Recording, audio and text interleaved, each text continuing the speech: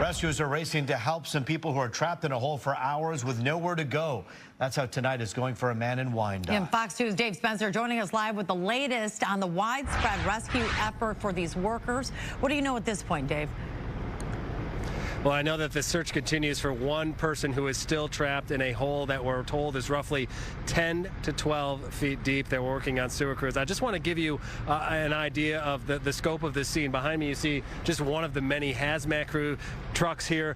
Down the city block, there's police sirens. They are waiting for a helicopter that is in the dark there. That is a life flight helicopter. And then down this city block here, if we keep walking down Walnut, you could see row after row of fire truck. Some of them are search and rescue vehicles, and there are dozens of people that are down the alleyway there. Another crew, in fact, just arrived on scene. They are all working to try and rescue a person that we're told has been underneath the ground here in a hole that has collapsed since about 6:45. We had a chance to speak with the person that was actually working on this crew. He said that it's a three-man crew. It's a residential sewer line that they are working to kind of correct and fix a problem there. So they had to dig down roughly 10 to 12 feet. They had to shore up the sides with a lumber, something that is typically done to make sure that the earth, because it's so soft and it's so wet and saturated, they really have to work to make sure that that is secured before they got in there. They were working for some time. In fact, they were just wrapping it up when the tragedy struck.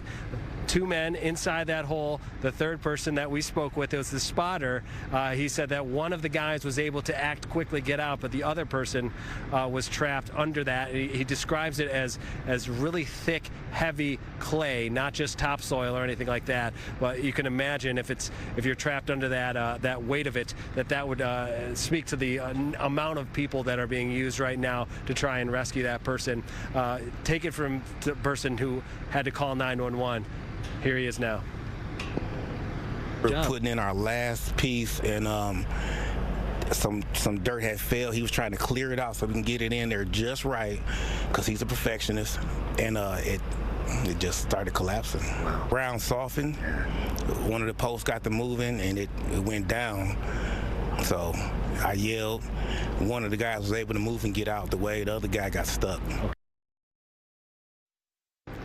It's just a terrible scene. He said he immediately called 911. They arrived within seconds, obviously realizing the severity of the situation, immediately calling for backup. That's why you see search and rescue vehicles. Too many to count, really. There's at least 8 on this block alone, and then we watched another crew just arrive. They're being prepped just at the entryway of this back alley, and this is all happening in a residential subdivision here in Wyandotte.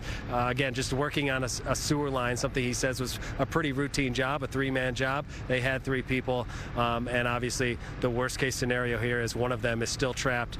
They're still working to uncover that person, and we'll stay out here as long as is necessary to figure out how this is going to end. Reporting live in Wyandotte, Dave Spencer, back to you. Dave, a couple questions here. Not sure if you have those answers yet, but do we believe that this person is still alive as they try to rescue this worker? And also, was this a private contractor, or were these workers for the city? This was a private contractor. This was just a residential job. They were hired out to do this, and as to his condition right now, I really can't speak to that. I know, 6:45 is when this call came in, and then obviously here we are speaking to you at 11, and he's trapped under there. I don't know if they've been able to communicate with them. Obviously, we've been trying to get officials to kind of figure out what exactly is going on from their perspective. They have their hands entirely full, completely understandable as this is just unfolding right now. So we hope to have that information soon, and obviously we're all hoping for the best case scenario, but yeah, there's a lot still to uncover here. All right, well, we appreciate the update so far and hope that man will be okay. Thank you so much, Dave. Certainly, we're all praying for him and his family. Well, bullet holes riddle a black pickup truck in Sterling Heights. Right now, police are investigating a shooting that left one man injured. Fox 2's Dave Kinchin has the latest developments. whoever did this clearly had intent of shooting up the vehicle and that victim. The pictures are chilling. You're looking at a black Ford pickup truck riddled with bullets at the Marathon gas station at 19 Mile and Mound in Sterling Heights. Police say it's where the victim, a 54-year-old man from Detroit, drove to for help after getting shot in the shoulder in a nearby neighborhood on Sugar Maple Drive. We received multiple 911 calls actually from the location where it happened, as well as that location right there at the gas station where he ended up. Investigators say the victim was visiting someone in the area of Sugar Maple Drive when several people heard gunfire, prompting him to run for it. Officers met him at the gas station and got him to a hospital right away. Police shocked by the number of holes in the truck. As of right now, I mean, the fact that he's, alive, yeah, the vehicle was shot multiple times. But yeah, it's, thankfully for him that he's he's going to survive this incident. That victim in stable condition tonight. That's the good thing here. Again, we don't know the motive in all of this. Police say it's unknown, and the search for the shooter is ongoing at this time. They're looking for that individual. Sterling Heights Police may be even working with other law enforcement agencies in that search. That's the latest here in Sterling Heights. Dave Kinchin on the Edge.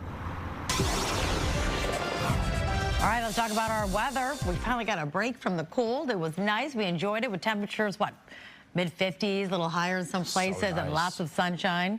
But Taryn, as they say, all good things must come to an end. And For that's what we're looking at least for now, until June or whenever we get our warm weather back. We're not Rich? there yet. I mean, it was very spring-like today for sure, but we're not there yet. Our next system is building out here in the western Great Lakes. That's going to spread more showers into the area tomorrow afternoon and tomorrow evening. We did start the day with a bit of wet weather. Right now, it is all quiet across southeast Michigan. Let me show you the daytime highs. 60s for Champaign and for Columbus. We made it to 56, even way up there around Green Bay. 48 degrees. So again, a hint of spring. 56 and 35. There are your averages. 38 and 23. And we are going to get back to average for the weekend ahead. 37 Ann Arbor and in Pontiac. 36 up in Mount Clemens. It is cool tonight, but quiet out there.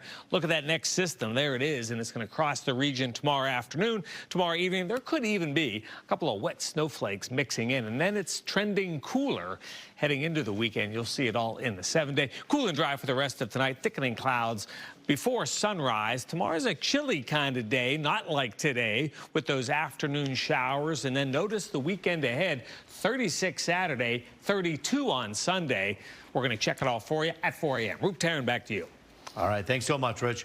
Well, most of us are enjoying the thaw, but it's bad news for our roads. We're kicking off pothole season. But as Fox 2's Tanisha Cordell shows us, bad drivers are making it harder and more dangerous to get the potholes patched.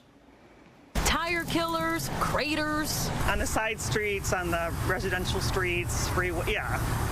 They're everywhere. Yeah, pretty much. Yeah, we're talking about potholes. Oh, it's horrible. Obviously with the snow melting and everything, it's breaking. I mean, it's even making the roads worse. The road nuisances keeping Wayne County Public Services crews busy. Earlier than expected, thanks to, well, Mother Nature. As that ice melts and gives away, then that creates the pothole. We've been fortunate enough we've been able to respond to those very quickly. We have multiple crews out here throughout the county. We followed county crews, or as they call themselves, the Pothole Patrol, treating cracks along Plymouth Road on the west side. The 3-man crew moving on foot in between their signal truck and a mixed loader, just inches away from cars passing by in the next lane. You said drivers have been pretty reckless out here, right? We, on certain stretches of road, we won't say where, but we have seen some reckless behavior out there. End up not having enough room to merge, they'll end up impacting our vehicles, or they'll impact another vehicle or cut somebody off and potentially have some road rage issues. It's an ongoing problem. Public Services Deputy Director Scott Cavalwanton hopes drivers take seriously as the busy road repair season begins. Be patient with us, give us plenty of space. We do have families to go home to. Some drivers sharing the warning, urging others to move over. You get a ticket, you get fined. I wouldn't do it. Well, no doubt you'll see a pothole at some point. Last year, Wayne County crews repaired nearly 500,000 1,000 of them. So if you see one reported, you can call 888-ROAD CREW. It's open to anyone statewide, but counties will be taking on designated requests. In Southfield, I'm Tanisha Cordell on The Edge. Don't see any additional damage, but again, this is a 93-year-old pipe. We have concerns. It has been more than a week since hundreds of homes and basements flooded after that massive water main break in southwest Detroit. The mayor on the streets today surveying the 200 homes still needing those repairs. He says in order to get the hundreds of displaced families back home, crews need to inspect, remove debris, sanitize, install new equipment, and conduct final inspections. We don't want to rush and take shortcuts. And once we get people back in their homes, we'll go through the process of reimbursement with the claims for damaged property. But right now the focus is let's get these houses safe, let's get them restored, let's get families back from the hotels.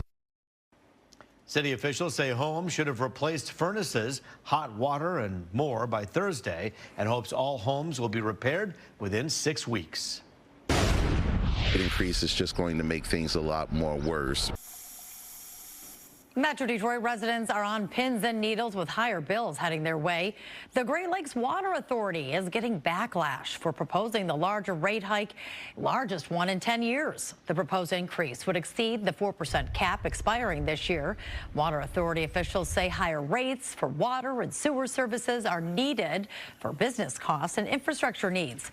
The GLWA Board of Directors, or GLWA Board of Directors, is holding a public hearing from 2 to 6 tomorrow afternoon at the Water Board building in Detroit. Well, our hearts are heavy tonight at Fox 2 as we said our final goodbyes to our beloved Al Allen. And today, funeral services were held for a longtime reporter who sadly passed away earlier this month at the age of 79. You know, Al was remembered for his warmth, his wisdom, his sense of humor, and his passion for people. Let's give God some praise as we come together this morning to celebrate the life of an awesome man of the Most High God. I've been in front of a crowd for most of my life, but this is one of the hardest things I've ever had to do. Al Allen, Andrew, Tyree Long was my friend, my mentor, and my big brother. We were not related by blood, but we were deeply related by love and respect. He reported on Detroit's struggles and successes with thoughtfulness and professionalism. And one of the last things I heard him say was that all he ever really wanted to do was to seek the truth, to find the truth, and to tell the truth. And he did it. The best way we can thank God on this day is to follow the example he gave us in this great man. Oh, I sing because God set me free.